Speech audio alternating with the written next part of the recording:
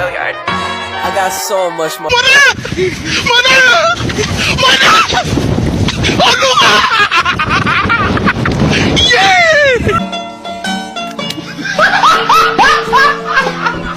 Are you ready, kids? Aye, aye, Captain! I can't hear you. Aye, aye, Captain! Oh! Fucking design on right now. Break it down, bring it back, make it clap. I got 3 old thoughts, new block, where that thing. Bitches on my line, and you know. Assalamualaikum warahmatullahi wabarakatuh. Halo guys, perkenalkan nama saya Olidia Eskolila dengan NIM 064. Pertama-tama saya akan menjelaskan tentang peredaran darah pada orang dewasa. Tujuan peredaran darah manusia yaitu untuk mengedarkan zat-zat makanan dan oksigen, karena zat makanan dan oksigen harus diedarkan ke seluruh tubuh, dan sisa dari metabolisme harus dikeluarkan agar tidak menimbulkan gangguan kesehatan. Alat peredaran manusia terdiri dari jantung dan pembuluh darah. Jantung berguna untuk memompa darah sehingga dapat mengalir ke dalam pembuluh. Jantung terletak di dalam rongga dada agak di sebelah kiri dan dilindungi oleh tulang rusuk. Rongga jantung terdiri dari 4 ruang, 2 ruang di sebelah kiri dan 2 ruang lainnya di sebelah kanan. Selanjutnya, pembuluh darah. Pembuluh darah adalah saluran tempat mengalirnya darah. Ada 3 macam pembuluh darah, yaitu pembuluh darah arteri, vena, dan kapiler. Pembuluh darah arteri adalah pembuluh darah yang mengalirkan darah keluar dari jantung. Pembuluh arteri yang paling besar disebut dengan aorta. Sementara pembuluh darah vena adalah pembuluh darah yang mengalirkan darah masuk ke dalam jantung. Pembuluh kapiler adalah pembuluh yang berukuran sangat kecil dan merupakan tempat pertukaran berbagai jenis zat dan sel-sel tubuh. Pada manusia, darah merupakan cairan tubuh yang meliputi 8% dari berat tubuh seseorang. Kira-kira mempunyai volume 4-5 liter. Mengapa sih darah memiliki peran penting bagi tubuh? Karena darah berperan sebagai alat pengangkut zat makanan, air, dan oksigen ke seluruh tubuh. Sel darah merah juga membawa karbon dioksida dan zat-zat sisa metabolisme menuju alat-alat ekstensi serta menyebarkan enzim dan air ke seluruh bagian tubuh. Cara kerja jantung dalam sirkulasi darah yaitu jantung bergerak mengembang dan menguncup. Ketika rongga jantung mengembang, darah mengalir mengisi rongga jantung, dan ketika jantung menguncup, jantung bekerja memompa darah sehingga darah beredar ke seluruh bagian tubuh. Menurut arah alirannya, peredaran darah dibagi menjadi 2, yaitu peredaran darah kecil dan peredaran darah besar. Peredaran darah besar dimulai dari jantung ke seluruh tubuh, kemudian kembali lagi ke jantung, melewati yang pertama dari ventrikal kiri, menuju ke aorta, kemudian menuju ke kapiler pada bagian atas dan tubuh bagian bawah. Kemudian kembali lagi ke jantung melalui vena cava. Untuk bagian atas melalui vena cava anterior, dan untuk yang di bagian bawah melalui vena cava posterior. Sedangkan peredaran darah kecil yaitu peredaran darah yang bergerak dari jantung menuju ke paru-paru dan kembali lagi ke jantung, melewati ventrikal kanan, kemudian menuju ke arteri paru-paru, kemudian menuju ke paru-paru, dan kembali lagi ke jantung, melewati vena pulmonalis dan diterima oleh atrium kiri. Penjelasan warna pada gambar yaitu warna biru merupakan aliran darah yang banyak mengandung CO2, sedangkan yang berwarna merah mengandung banyak oksigen. Kemudian saya akan menjelaskan mengenai sirkulasi peredaran darah pada janin. Di sirkulasi pada janin sangat berbeda sekali dengan sirkulasi pada umumnya, seperti pada bayi, anak-anak, dan orang dewasa. Mengapa? Karena organ vital pada janin belum sepenuhnya berfungsi dengan baik, seperti pada paruh bayi dan alat gastrointestinal yang seluruhnya digantikan oleh plasenta. Selanjutnya, kita akan membahas mengenai jalur peredaran darah pada janin. Yang pertama, melalui plasenta.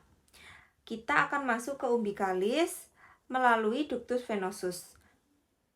Selanjutnya, kita ke vena cava inferior. Kita akan masuk ke atrium kanan, menuju ke atrium kiri melalui foramen oval.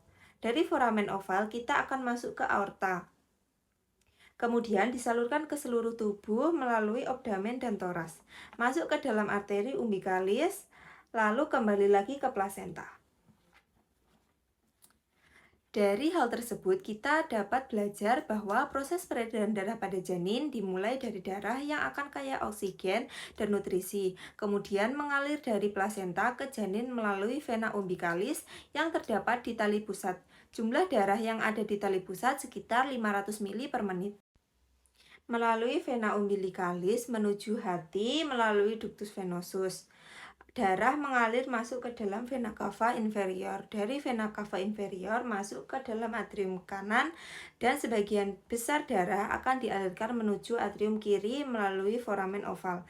Sebagian kecil darah atrium kanan akan masuk ke ventrikal kanan bersama dengan darah yang berasal dari vena cava superior. Selanjutnya, darah yang berada di ventrikal kanan akan menuju ke paru-paru. Akan tetapi, dikarenakan paru-paru belum berkembang, pada akhirnya darah yang berada di arteri pulmonalis akan menuju ke aorta melalui ductus arterius botali. Darah yang berada di paru-paru bukan untuk pertukaran gas, akan tetapi untuk sumber makanan paru-paru yang sedang berkembang. Selanjutnya, darah yang berada di atrium kiri akan mengalir ke ventrikal kiri yang akhirnya berlanjut ke seluruh tubuh melalui aorta. Nah, darah yang berada di aorta adalah darah yang banyak mengandung karbon dioksida yang nantinya akan kembali ke plasenta melalui arteri umbilicalis untuk melakukan pertukaran gas selanjutnya. Sirkulasi darah pada janin akan terus berulang untuk mendapatkan oksigen dan nutrisi melalui ductus venosus aranti, di mana nantinya akan menuju vena cava inferior yang kaya akan oksigen dan nutrisi. Selanjutnya, saya akan menjelaskan mengenai beberapa pembuluh darah yang berada pada peredaran darah janin.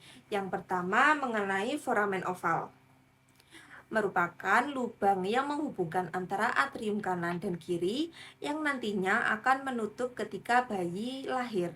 Selanjutnya, mengenai ductus arterius botali, merupakan pembuluh darah yang nantinya menghubungkan arteri pulmonalis dengan aorta. Selanjutnya, ductus venosus, merupakan pembuluh darah yang menghubungkan umbilicalis dan vena cava inferior. Selanjutnya, ada vena umbilicalis, merupakan pembuluh darah yang asalnya dari plasenta mengalir menuju peredaran janin, di mana umbilicalis ini adalah pembuluh darah yang mengandung banyak oksigen dan zat makanan. Sedangkan arteri umbilicalis adalah pembuluh darah yang mengalir dari peredaran darah janin menuju ke plasenta, di mana arteri umbilicalis ini mengandung banyak karbon dioksida dan zat sisa makanan. Nah, arteri umbilicalis ini dan vena umbilicalis dikemas menjadi satu yang disebut dengan tali pusat atau ductus umbilicalis. Dan yang terakhir yang akan saya jelaskan mengenai plasenta, merupakan jaringan dinding rahim yang banyak sekali mengandung zat-zat, di mana banyak sekali mengandung pembuluh darah yang di dalamnya terdapat zat-zat yang digunakan untuk tempat zat pertukaran yang penting bagi peredaran darah pada janin. Plasenta ini akan melekat erat ke endometrium hingga bayi lahir. Ada beberapa fungsi dari plasenta, yaitu yang pertama, untuk mengalirkan sumber makanan dan zat-zat yang diperoleh janin dari ibunya. Yang kedua, untuk menyingkirkan sisa pembakaran dari janin. Yang ketiga, untuk menghalangi mikroorganisme yang membawa penyakit ke dalam sirkulasi peredaran darah ke janin. Ketika persalinan, peredaran janin ini akan mengalami perubahan yang nantinya akan menjadi peredaran darah normal. Sekian dari saya. Apabila ada salah kata atau perbuatan, mohon dimaafkan. Wassalamualaikum warahmatullahi wabarakatuh.